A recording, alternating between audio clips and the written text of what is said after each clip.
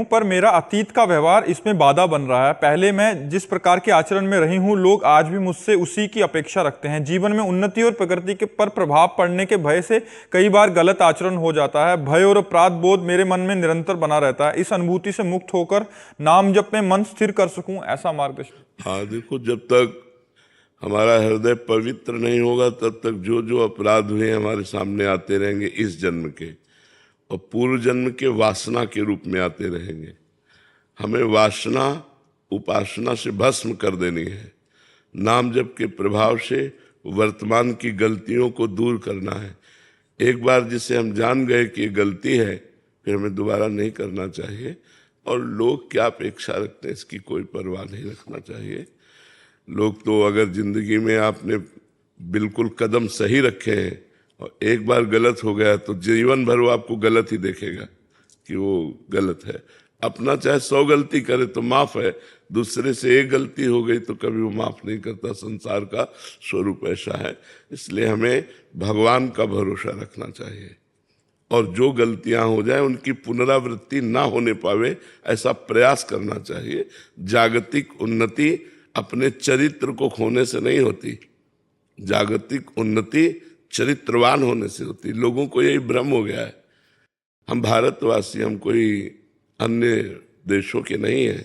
हमारे यहाँ धर्म और पवित्रता के लिए प्राण न्यौछावर कर दिए गए। जब मुगलों का शासन था तो जिससे राजघरानों में सूचना मिलती कि मुगल आक्रमण कर लिए, राजा बंदी बना लिया जाएगा, तो हजार हजार स्त्रियां एक साथ आग की ज्वाला में जल गई कि मैं आग को स्पर्श करना पसंद करूंगी, लेकिन विधर्मी हमारे शरीर को स्पर्श कर जाए ऐसा स्वीकार नहीं करूंगी। एक किसी ने अंग्रेजी में लिखा है कि अगर आपका धन नाश हो गया तो कुछ नाश नहीं हुआ। Money is loss, nothing is loss. Health is loss, something is loss. और character is loss, everything is loss. हम लोग करेक्टर को कुछ समझ ही नहीं रहे, मनोरंजन समझ रहे हैं। आज जो बाहरी गंदगी है वो अपने देश में पधार रही है, ये बाहरी गंदगी है। हमारे यहाँ ऐसा नहीं है। हमारे यहाँ जिस पति को स्वीकार किया आजीवन, उसको स्वीकार करके निर्वाह किया गया है। हमारे यहाँ पतिव्रता हुए हैं। कहीं किसी पूरे विश्व में बताओ कोई पतिव्रता हुए? यहाँ भूखे रहना पसंद है लेकिन धर्म बेचना पसंद नहीं है। तो हमें लगता है कि हमसे जो गलतियां हो जाएं उनकी पुनरावृत्ति न की जाए और भगवान का भरोसा रखा जाए। उन्नति सदाचरण से होती है। जो असदाचरण से उन्नति होती है उसका परिणाम नाश होता है। जो सदाचरण से उन्नति होती है वो विकास को प्राप्त होती रहती है, वो विनाश को प्राप्त नहीं होती। इसलिए अपनी बुद्धि को शुद्ध रखा जाए। हमारा यदि चरित्र है तो सब कुछ है। हमारा चरित्र चला गया तो क्या? हम राम चरित्र का गायन करते हैं। रावण किस बात में कम था? भगवान रघुवंश में प्रकट होते हैं और वो उत्तम कुल पुलस्त कर नाती। महात्मा पुलस्त का नाती है, कोई साधारण नहीं है। उत्तम कुल पुलस्त कर नाती। जिस वंश को रघुवंश भी प्रणाम करता है उस वंश में उसका प्रादुर्भाव हुआ, पुलस्त ऋषि के कुल में। लेकिन उसे राक्षस कहा गया। किस कारण? आचरण, चरित्रहीनता के कारण उसे राक्षस कहा गया। वहां भी तो विभीषण जी भी तो प्रकट हुए उसी कुल में। भगवान उनसे कहते तुम सारीखे संत प्रिय मोरे, धरो देह नहीं आन नहीं हो रे। तुम्हारे जैसे संतों के लिए मैं अवतार लेता हूं, विभीषण जी से कह रहे हैं। उसी कुल में तो प्रकट हुए। उसे राक्षस कहा गया एक भाई को, और एक भाई को संत कहा गया। तो चरित्र, आचरण, व्यवहार, हमको चाहिए सब कुछ देकर चरित्र की रक्षा करना। चरित्र देकर के लौकिक उन्नति कोई खास बात नहीं है। इसलिए बहुत सावधान, विवेक के द्वारा चलिए। जो गलतियां हो गई वो हमसे भूल हुई, भूल को भगवान क्षमा करते हैं। भगवान का नाम जप कीजिए, नमक रोटी खाइए, लेकिन धर्म से चलना सीखिए तो आपको शांति मिलेगी, विश्राम मिलेगा। नहीं तो ये हमारे शब्द याद कर लीजिए: भय, चिंता, शोक, नकारात्मक विचार, आखिरी में डिप्रेशन, परिणाम। अगर गलत आचरणों में बढ़ते चले गए तो इस लाइन पर क्लियर बिल्कुल आप समझ लीजिए यही लाइन चलेगी। भय, चिंता, शोक, नकारात्मक विचार, निगेटिव विचार इतने कि आप डिप्रेशन में पहुंच जाओगे। आखिरकार सोच बदल जाएगी कि ऐसा जीना भी क्या, और फिर आखिरी परिणाम बहुत भयावह होता है। इसलिए धर्म से चलो तो निर्भय, निश्चिंत, निशोक और अमरत्व, भगवान की प्राप्ति। नाम जप करो, अच्छे आचरण वाले बनो। लोगों के कहने से हमें कोई प्रभाव नहीं पड़ना। हमें अपना जीवन सुदृढ़ अपने लिए रखना चाहिए कि हम जैसे हैं हमारे भगवान जानते हैं। ये क्या कहता है इस बात पर हमें ध्यान नहीं देना।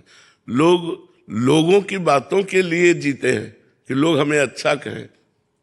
आप अच्छे जियो, पूरा संसार अच्छा कहेगा। आज नहीं तो कल कहेगा। चलो तो सही ढंग से चलो जी। केदार सिंह जी दिल्ली से। राधे राधे। राधे राधे महाराज जी। महाराज जी, आत्मबोध, ज्ञान प्राप्ति के पश्चात अंतर यात्रा और परमानंद की अनुभूति बनाम नाम जप की निरंतरता, इन दोनों मार्गों की सार्थकता और प्रभाव में क्या भिन्नता है महाराज जी? जब हम नाम जप करते हैं तो हमारी बुद्धि पवित्र हो जाती है। जब सब पाप नष्ट हो जाते हैं तो हमारी बुद्धि में विवेक का उदय होता है। विवेक लोक परलोक के भोगों से वैराग्य दिलाता है। और जब वैराग्य दृढ़ होता है तो ब्रह्मबोध प्रदान करने वाला ज्ञान प्रकट होता है। और उसी ज्ञान से इस अनात्मा शरीर से राग नष्ट करके अपने स्वरूप बोध में स्थित हो जाता है महात्मा। वही महात्मा है जो स्वरूप बोध में स्थित है। बाहरी वेशभूषा को महात्मा नहीं कहते, आंतरिक स्थिति को महात्मा कहते हैं। तो नाम जप के बिना संसार का चिंतन नहीं छूटेगा। संसार का चिंतन जब तक नहीं छूटेगा तो चिंतन के द्वारा राग बना रहेगा। इसलिए उसे वैराग्य ना होने के कारण शुद्ध ज्ञान नहीं होगा। और भगवान का नाम सच्चिदानंदमय है। तो जब सच्चिदानंद का चिंतन होगा तो जगत का चिंतन छूटा तो सच्चिदानंद के चिंतन से ज्ञान और जगत के चिंतन से अज्ञान। तो ज्ञान से स्वरूप बोध, ज्ञान से संपूर्ण लोक लोकांतरों में एक ही परम तत्व विराजमान है, ऐसा बोध।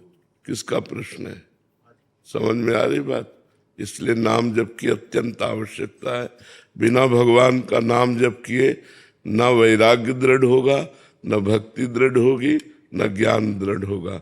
देखो सनक सनंदन सनातन सनत कुमार ये आत्मबोध संपन्न महापुरुष है। तो हर समय रटते रहते हैं हरि शरणम हरि शरणम हरि शरणम हरि शरणम। भगवान शंकर बोध प्रदान करने वाले जगत गुरु हैं, आत्मज्ञान प्रदान करने वाले जगत गुरु हैं। हर समय भगवान का नाम जपते रहते हैं। भगवान का चरणोदक गंगा जल अपने माथे पे धारण करते हैं। तो चाहे ज्ञान हो, भक्ति हो, वैराग्य हो, बिना भजन के नहीं प्राप्त होता। केवल पढ़ लेने से या सुन लेने से या प्रवचन कर लेने से आत्मबोध नहीं होता। उसके लिए भजन करना पड़ता है। समझ में आई बात? अविनीश जी दिल्ली से। राधे राधे महाराज जी।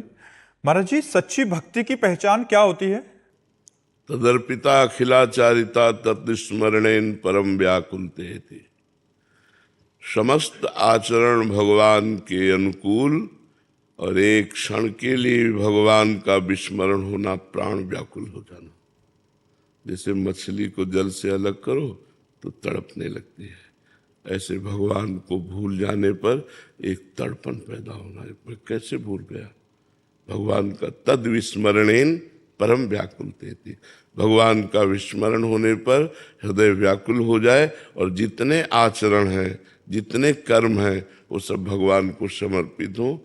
भगवान को समर्पित कर्म वही होते हैं जो पापाचरण नहीं होते।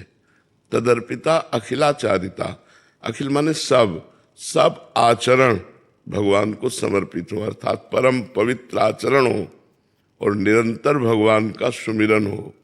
जरा सा विस्मरण हो जाने पर हमारा हृदय व्याकुल हो जाए, ये उत्तम भक्ति की पहचान है। उत्तम भागवत वही है जो त्रिभुवन की राज्य लक्ष्मी देने पर भी आधे पल के लिए भगवान का विस्मरण नहीं करता। अगर त्रिभुवन की राज्य लक्ष्मी दी जाए तो और कहा जाए कि आधे पल के लिए भगवान का भजन छोड़ दो तो वो नहीं छोड़ेगा, उसे ही उत्तम भागवत कहते हैं। उत्तम भागवत वही त्रिभुवन की राजलक्ष्मी देने पर भी आधे पल के लिए भगवान का स्मरण न करे, इतनी आसक्ति हो जाए भगवान में, उसे ही कहते हैं उत्तमा भक्ति।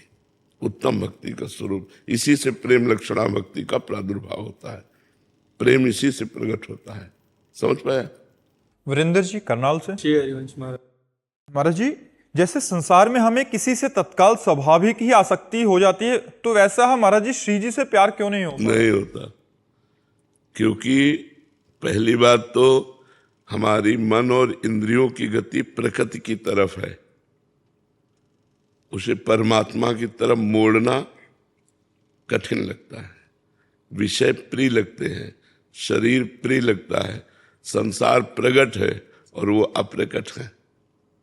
इसलिए विषय प्रियता के कारण, देहाभिमान के कारण, संसार प्रियता के कारण उनमें प्रेम नहीं हो पाता। उनके प्रेम के साधन है नाम जप करना, संतों का संग करना, वाणी जी का गायन करना, लीला चरित्रों का श्रवण करना, भक्तों के चरित्र सुनना, परोपकार करना। ये करो, धीरे धीरे धीरे धीरे जब आपका संसार राग मिटेगा तो भगवान से अनुराग हो जाएगा, श्री जी से प्रेम हो जाएगा। और जब प्रेम होता है तब दर्शन होते हैं। इसकी परीक्षा होगी, जगत के भोग और जगत की रूप दिए जाएंगे, और आप जब ना कर देंगे, उसमें पास हो जाएंगे, तो आपको प्रेम हो जाएगा भगवान से। कोई खेल तमाशा है? भगवान है, अखिल लोकों के स्वामी है, उनसे प्यार करने के लिए हम उनके आशिक हैं, तो उसके लिए फिर तैयारी करनी होती है। तैयारी संत जन कराते हैं। नाम जप करो, गंदे आचरण छोड़ो, शास्त्रों का स्वाध्याय करो, हर समय पवित्र विचार वाले, पवित्र भोजन वाले, पवित्र आचरण वाले, तब परम पवित्र भगवान की तरफ हम चलते हैं। तो चलते रहो, नाम जप करते रहो, चलते रहो। धीरे धीरे जब हृदय पवित्र होगा तब श्री जी से प्रेम हो जाएगा। ऐसे थोड़ी श्री जी कोई सांसारिक व्यक्ति थोड़ी है, लालजू की प्राण है। लाल बिहारी को प्राण जीवन धन, वार पियत नित पानी, मेरी महारानी श्री राधा रानी। तो इसलिए बहुत धैर्य पूर्वक चलना होता है, लंबे समय तक कष्ट सहकर चलना होता है, काम क्रोध आदि विकारों से बचना होता है, तब जाके कहीं श्री जी से अनुराग होता है। सत्यम जी। राधे राधे महाराज जी। महाराज श्री, आपने एक बार सत्संग में बताया था कि कोई व्यक्ति ये 10 नामापराध करता है तो उसको नाम जप का फल नहीं मिलेगा, किंतु महाराज जी उस व्यक्ति ने वो नामापराध नाम जप शुरू करने से पहले करे हो, तो महाराज जी अगर बीच में भी करे हो, मान लो पहले की बात का, बीच में भी करे हो और उसको पश्चाताप हो रहा है कि मेरे से गलती हो गई, तो नाम कीर्तन कर रहा, नाम जप कर रहा, तो सब बराबर हो जाएगा, ठीक हो जाएगा, चल देगा। पहले की तो बात जाने दो, वर्तमान में भी हो जाए, मनुष्य है हम, हमसे गलती हो सकती है, तो उसका प्रायश्चित भी है। नाम कीर्तन आधा घंटा किया और अंदर से दाह पैदा हुआ, अंदर जो जलन होती है उससे अपराध मोचन हो जाता है। और नाम कीर्तन सर्व पाप नाश करने की सामर्थ्य रखता है। नाम जप चल रहा है तो नाम जप और नाम कीर्तन से नामापराध नष्ट हो जाते हैं। लेकिन जानबूझकर नामापराध ना करे। स्वयं अगर कोई ऐसी कुसंगवशात चेष्टा बन जाए तो हमको नाम जप नाम कीर्तन से उसे नष्ट कर देनी चाहिए, चिंता नहीं करनी। अनीता जी गुजरात। श्री हरिवंश महाराज जी। महाराज जी, गजेंद्र मोक्ष स्त्रोत के परिचय में लिखा है कि जो मनुष्य रात्रि के शेष अथवा ब्रह्म मुहूर्त के प्रारंभ में जगकर इस स्त्रोत का पाठ करता है तो उसे मृत्यु के समय निर्मल मति अपनी स्मृति प्रदान करता है और वो मनुष्य भगवान को प्राप्त करता है। महाराज जी, मेरा निवेदन है कि आप इस मुहूर्त के समय अर्थात कितने बजे से कब तक ये समय रहता है ब्रह्म मुहूर्त? ब्रह्म मुहूर्त तो 4 बजे से माना जाता है। प्रातःकालीन ब्रह्म मुहूर्त 4 बजे से माना जाता है। जो 4 बजे है जब प्रातःकालीन, तब माना जाता है। देखो, हर स्तोत्र का एक फल है। कोई भी स्तोत्र पढ़ो तो उसकी फल स्तुति लिखी है, लेकिन सब स्तोत्रों का फल है निरंतर भजन करना। अगर हम निरंतर भजन नहीं करते तो भगवान की प्राप्ति कठिन है। हम 40 मिनट 50 मिनट में गजेंद्र मोक्ष का पाठ कर लिया, इसके बाद विषय चिंतन कर रहे हैं, संसार के खेल खेल रहे हैं, संसारिकता में। कैसे बात बनेगी? भगवान तो कहते हैं अनन्यश्चिन्तयन्तो माम ये जना पर्युपासते, जो मेरा अनन्य चिंतन करते हैं, मेरी अनन्य उपासना करते हैं, मैं उनको प्राप्त होता हूं।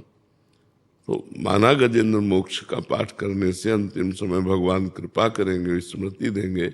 मान लो गजेंद्र मोक्ष का पाठ किया, इसके बाद हम संसारिक चिंतन में मरे, कोई घटना घट रही, अचानक दिल फेल हो गया, हम कोई बात कर रहे थे, कुछ कर रहे, तो हमारी सदगति रुक जाएगी। जरूरी थोड़ी कि हम आराम से सैया पे लेट के फिर हम जाएं। एक्सीडेंट हो सकता है, कुछ भी, हमारे शरीर का क्या प्रारब्ध है कुछ पता नहीं, कैसे जाएगा।